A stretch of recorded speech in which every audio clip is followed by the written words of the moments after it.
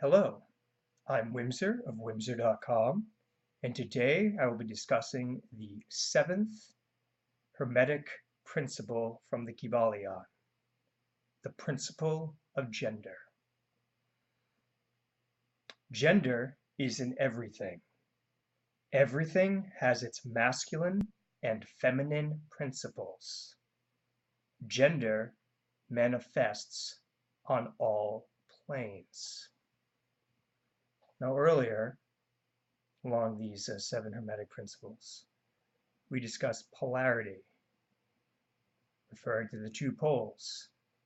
Now we're going to discuss what are those two poles, male and female. Earlier, we also discussed rhythm. A pendulum swing to the left is the pendulum swing to the right. This is also referring to these two poles of male and female. And more recently, in the sixth principle of cause and effect, we have another duo, cause-effect, which can also be said to be male-female.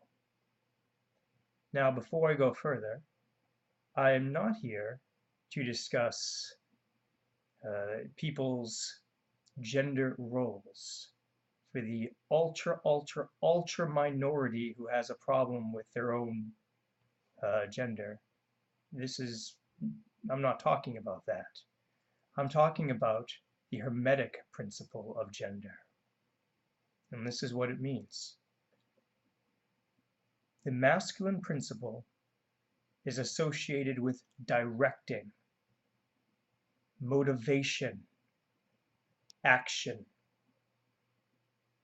The feminine principle is associated with creation, creativity. Now, basically, I've just said that the feminine principle does all the creating. The masculine principle, and this is really all it does, just directs the feminine principle what to create. That's it. In the series on cause and effect, I referred to the Kabbalistic four worlds. Well, the masculine would refer to, very simply, just the causing element. That's it. Very simple. It's the feminine principle, again, that does all of the creating. All of us, both men and women, possess male and female qualities. Qualities of mind. Remember the very first principle. The all is mind. The universe is mental. Thus, we're always talking about mind. Now, these masculine and feminine energies can be seen all over nature. In electricity, we know that there are two poles, commonly referred to as positive and negative, sometimes anode and cathode. Yeah. Now, depending who you ask, and there are actually two ways to do math on this, you can either say a circuit goes from the positive to the negative, or from the negative to the positive. It really depends if you're in a physics class or an engineering class. The math is identical either way, with the exception of there might be a positive rather than a negative sign. But really, as long as you're consistent, you'll always come up with the same answer, whether or not you go from positive to negative or negative to positive. That's the very base block of our creation, electricity. And we already see this there.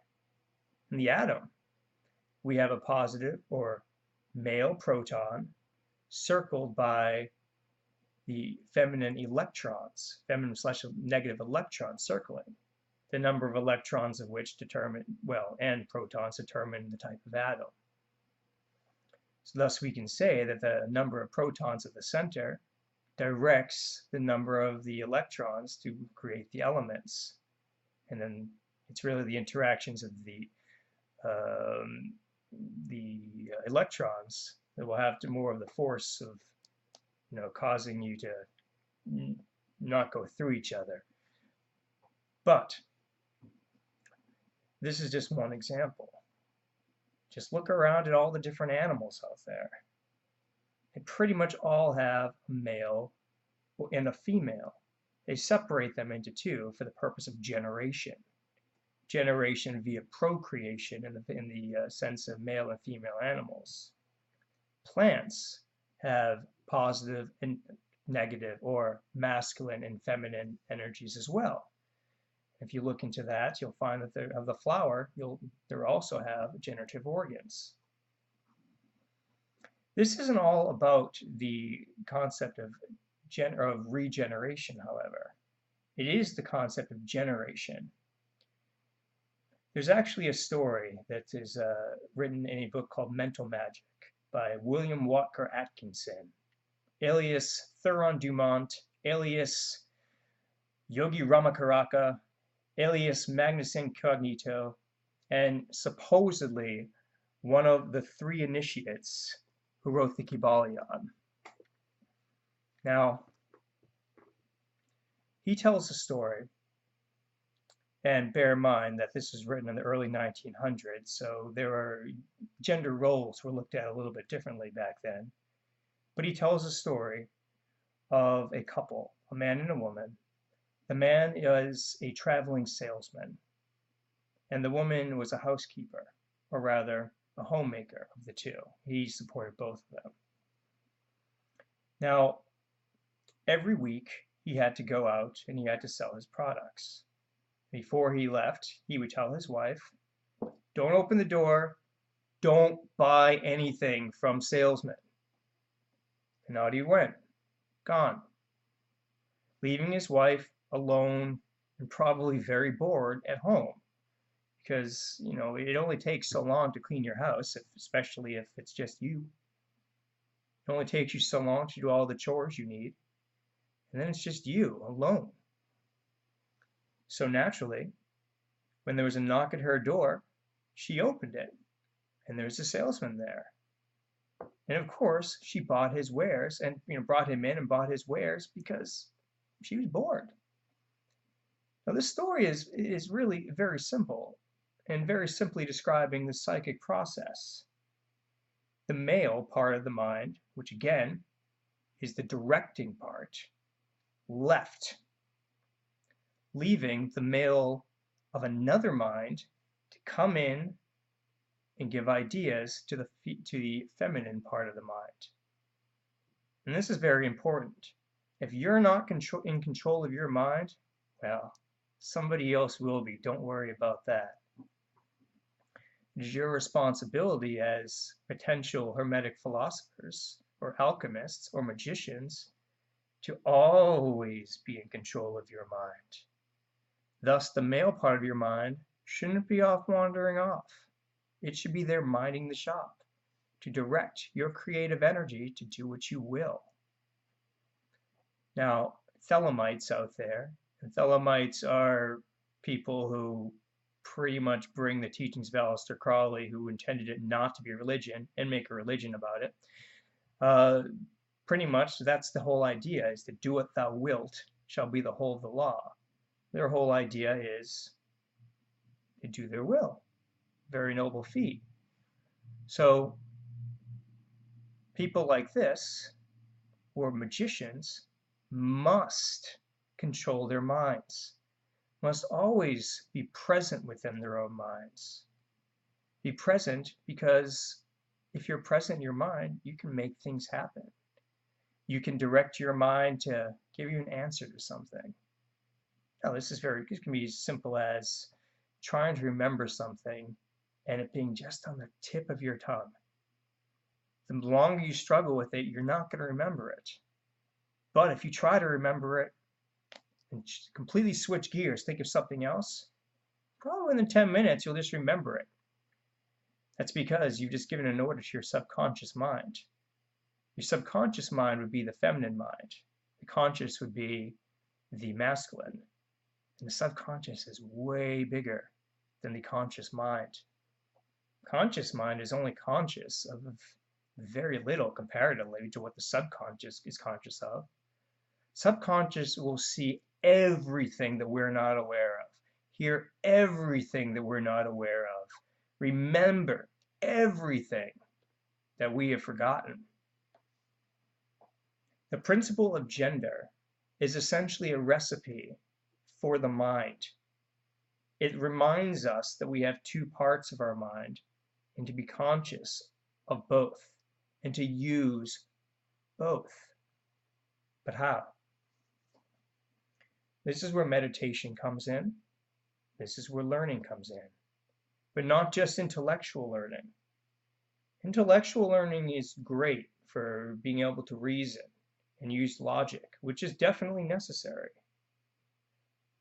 But also, we need to learn how to be more creative. Like take an art class, for instance. And even if you don't take an art class, just start drawing. Play some music. Do something creative. This will exercise the feminine aspect of your mind and also help you be more inventive later on. Because if you need to come up with a solution, logic is great, but sometimes it's the inventive mind that actually can get the job done. That's why it's important to try to think outside the box as much as possible. That way, your creative side is always being exercised. In martial arts, there are two modes. There is yin, which is soft. This should be feminine. There's yang, which is hard. Those of you who do Tai Chi will be familiar with this. Usually you want to be soft, like yin. Thus, if you are doing something called push hands, which your hands would be pretty much connected with somebody else's hands, and you're sort of moving them around, and the idea is to be conscious of the other person. The more yin, the more soft you are, the more able you will be able to feel what's going on outside of you. You'll be able to feel when somebody is about to tense up a little bit to make a strike at you, for instance. The soft will feel the hard. The hard is just hard, however. Hard may penetrate soft, but it's not receptive. Which brings me to another point. Soft, yin, feminine is receptive versus yang, hard, masculine is just, again, directive. We want to be able to cultivate both. We do not want to go overboard in either direction. We need to be balanced between them. At the very beginning of probably one of the oldest and best sources on Hebraic Kabbalah, the Sefer Yetzirah, describes three elements. The Kabbalah only uses three elements: fire, water, and air. Earth is just a combination of the other three, because fire, water, and air are referring to the states of your mind. Fire is masculine, water is feminine, and air is the balance between them. In fact, the actual quote from the Sefer Yetzirah is air decides between them. So that's really neither male nor female, but both. Both or neither, depends on how you want to look at it. But think of the symbol, the yin and the yang. It's a constant swirling of two different energies, the masculine and the feminine constantly dancing with each other. But the symbol in and of itself could be thought of as a third symbol, marriage between both of them. This is the other point that's important for the principle of gender, that you need to be able to balance both the male and the female. And that's why I'll refer you to meditation for this. The more you meditate, the more you can discover lots of things about your own mind. You'll discover your thoughts very quickly because they'll try to intrude all the time, for instance.